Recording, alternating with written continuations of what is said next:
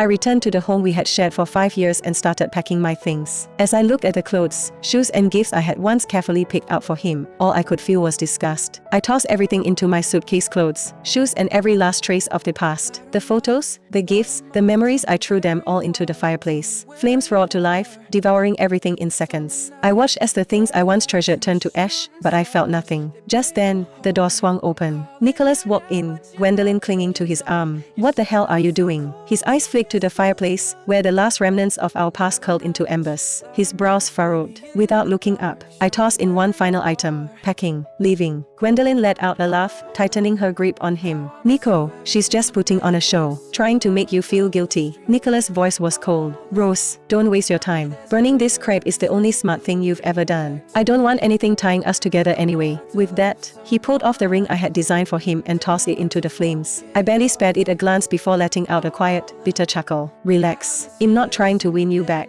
I just don't like keeping garbage around." Gwendolyn smirked as she sauntered over, arms crossed. "Rose, you can leave, but not before we check your bags. Who knows if you've tried to slip something valuable out on your way." I met her gaze, unimpressed. "And what gives you the right to go through my things?" She let out a laugh, tilting her chin up. "The fact that in Nico's fiancé, and you're just the trash he finally took out." With that, she kicked my suitcase open. Clothes and toiletries tumbled onto the floor, nothing expensive, nothing of real value. For a brief second, Gwendolyn hesitated. Then, as if realizing how little there was to mock, she scoffed. Well, is this really all? Guess all that time spent warming his bed didn't get you much after all." Nicholas barely spared the mess a glance, his voice cold. "Just grab your things and go. I don't want to waste another second on you." I ignored them both, crouching down to gather my belongings. Gwendolyn knelt beside me, pretending to help, then leaned in, lowering her voice. "Rose, did you know I'm pregnant? Tomorrow, when the company goes public, you'll tell Nico the good news. What do you think? Will he propose to me right then and there?" I didn't flinch, didn't even look at her, just kept packing. Then, out of nowhere, she stumbled, letting out a sharp cry as she clutched her stomach and collapsed to the floor. "Rose, I was just trying to help. Why did you push me?" Nicholas rushed over, immediately pulling Gwendolyn into his arms. His eyes blazed with fury as he turned to me. "Apologize." Now, I straightened, my voice steady and cold. "I didn't push her." Gwendolyn clutched her stomach, sucking in a sharp breath, but even through her supposed pain, she managed to throw Nicholas a teary, pitiful look.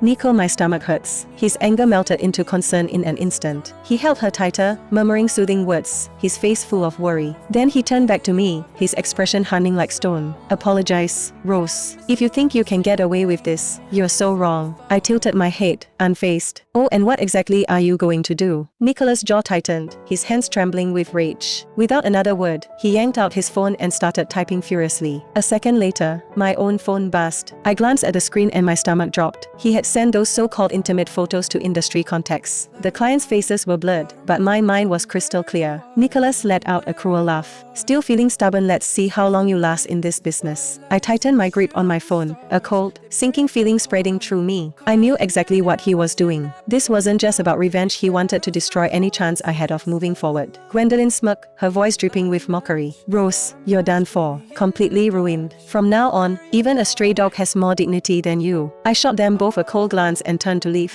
"Not so fast." Nicholas' voice was sharp, edged with something dark. "Don't think you're walking away from this, Rose." I slowly turned back, meeting his glare head on. "I'm going to make sure you regret ever betraying me," he continued. Betray him? The sheer audacity almost made me laugh. He was the one who cheated. He was the one who threw everything away, yet somehow, I was the villain in his story. I let out a quiet chuckle, then threw his own words right back at him. "Nicholas, don't think this is over. You'll learn soon enough what happens when you mess with me." His jaw tightened, his expression twisting with fury. Without warning, he grabbed my wrist and yanked me back inside. "I knew you were planning something, but guess what? In not giving you the chance to ruin this for me. Tomorrow, you'll be standing at the top and you'll spend the rest of your life regretting it." With that, he shoved me into the guest bedroom and locked the door behind me. From the master bedroom next door, I could hear muffled laughter. Then the bed creaked. They weren't even trying to be quiet. I exhaled slowly, my fingers curling into fists. If Nicholas wanted me to watch his big moment, I'd make damn sure he had front row seats to his downfall. The morning of the company's IPO arrived. Nicholas stood in the stock exchange lobby, sharp suit, perfect hair, flashing that smug, camera-ready smile of a man who thought he had already won. Gwendolyn clung to his arm, draped in an elegant designer gown, her smile radiant and sweet. Under the flashing lights of the cameras, they looked every bit the perfect power couple. "Mr. Brickfield, congratulations." Reporters swarmed around them, shoving microphones dangerously close to his face. "Today marks your company's debut on the stock market. Any words for the public?" Nicholas offered a practiced, confident smile,